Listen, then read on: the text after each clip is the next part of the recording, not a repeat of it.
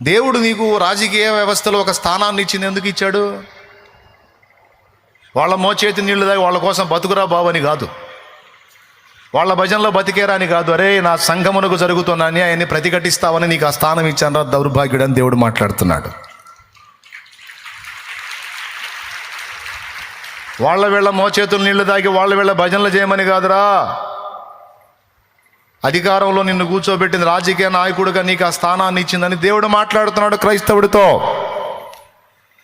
నేను క్రైస్తవుణ్ణి, క్రైస్తవరాలని చెప్పుకునే వాళ్ళతో దేవుడు మాట్లాడుతున్న మాట ఇది. రాణివైన ఎస్తేరు, నా ప్రజలు తెచ్చి నేను బతుకుతాను అనుకుంటున్నావేమో, వాళ్ళు తెచ్చి నువ్వు బతకటం కల్లా. నువ్వు సాయం చేయకపోతే దిక్కు లేదనుకోవాకు. వేరో వైపు నుంచి దేవుడు ఎలాగైనా మాకు సాయం చేస్తాడు. కానీ గుర్తుపెట్టుకో, ఈ టైం కోసం దేవుడు నిన్ను ఆ ప్లేస్లో కూర్చోబెట్టాడేమో అని నాడు మొర్దెకై ఎస్తేరుతో అన్న మాటలు ఈరోజు నేను క్రైస్తవ సంఘములో ఉండి అగ్రస్థానాల్లో ఉన్న వాళ్ళతో అడుగుతున్నాను. ఈరోజు ఉన్నత పదవుల్లో, ఉన్నత హోదాలలో, ఉన్నత స్థానాల్లో ఉన్నటువంటి దేవుని బిడ్డలారా, సంఘమునకు జరుగుతున్న అన్యాయం కళ్ళారా చూస్తున్నటువంటి వారలారా, మీరెంతకాలం మౌనం వహిస్తారు? మీరెంతకాలం బాధ్యతారాహిత్యంగా ప్రవర్తిస్తారు? మీ గళం, మీ గొంతు ఎందుకు విప్పరు?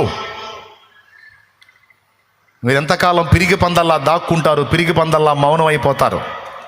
నేను మాట్లాడితే నా జాబ్ పోయిద్దేమో, నేను హై క్యాడర్లో ఉన్నాను, నేను నోరు తెరిస్తే నా బతుకు పోయిద్దేమో, నా జాబ్ పోయిద్దేమో, నా స్థానం పోయిద్దేమో. అరే ఛీ!